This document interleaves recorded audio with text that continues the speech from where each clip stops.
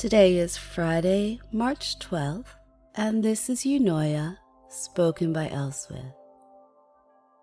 Today marks the 204th Eunoia, and if that seems like a strange thing to celebrate, well, that's because I'd already recorded Monday's 200th installment when Mikhail let me know that I'd reached the milestone. That's wonderful attention to detail. And speaking of attention to detail, I've realized I'm not sure if it's Mikhail, Michelle, or Michael. Feel free to let me know. Okay, so Friday. How do you feel about this upcoming weekend? How do you feel about changes that are upcoming? Anything exciting going on in your world? Let me know. Let me live vicariously through you, because I live in the land of eternal lockdown. It's gotten to the point where my dear friend Bunny has even offered to swim the river to get over to my nation and my little bubble. But I have a feeling that the police are more likely to stop him swimming the river than they would simply driving across the bridge. So whatever your plans are, I hope they're wonderful and don't involve the police. Are you sitting comfortably in that chair, with each hand resting palm downwards on your thighs, both feet flat on the floor? Remember how good it feels to just breathe properly. Breathing in deep and breathing out just a bit longer than your inhale. As you breathe in and out, I want you to imagine that air coming into your body from the most unlikely of entryways, through your ears. How about the pores on your arm, the soles of your feet? Any marks left by last night's games? Breathe in deep and fill yourself. And breathe out and empty yourself the things that you know we don't need right now. Imagine that window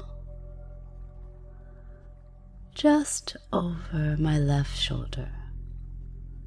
Stare at the window and let the frame and curtains and even the wall fade. Only the outside view attracts your attention, and you feel yourself there, outside. That pleasant temperature. Seasons changing, seeing and feeling, perhaps even smelling the evidence of that change.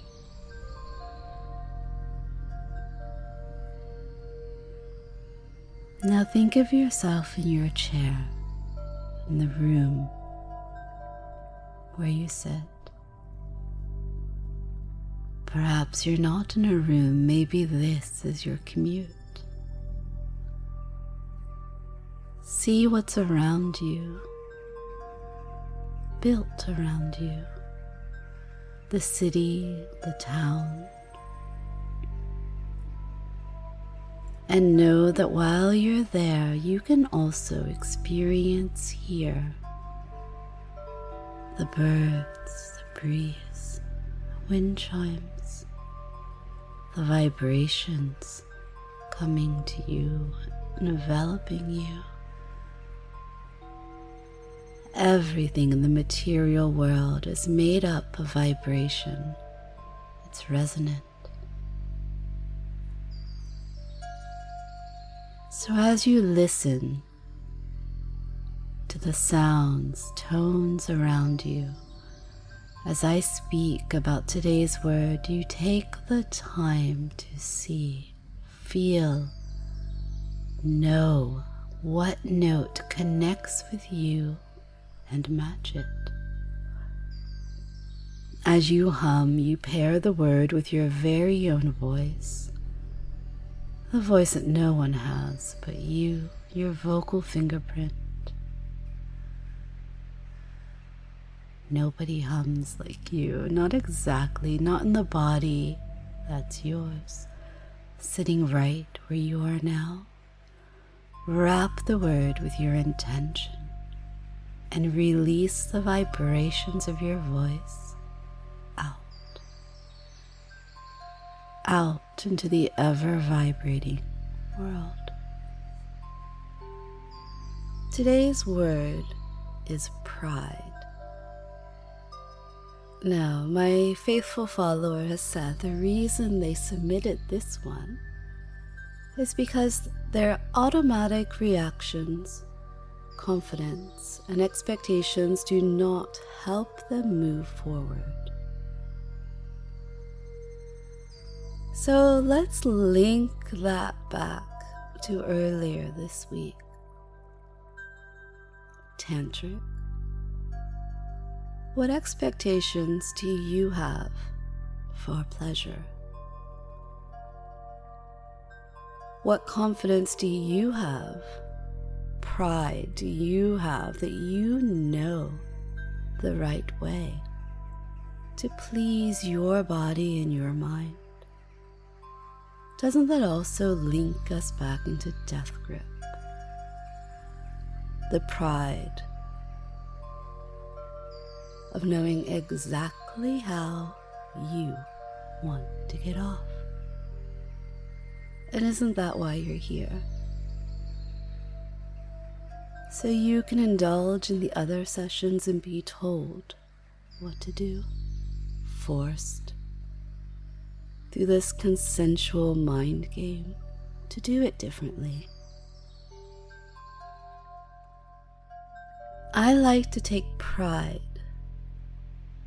in a partner, one with a creative mind, interesting ideas.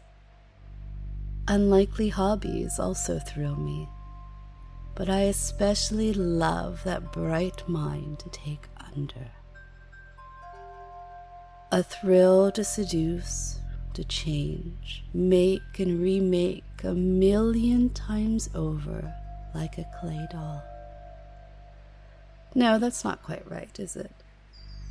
This is about programming and changing your code, making and remaking an operating system. Because often when you start out, you're sure, aren't you? You're sure of exactly what you need. You're sure of exactly what you want. You're so full of pride.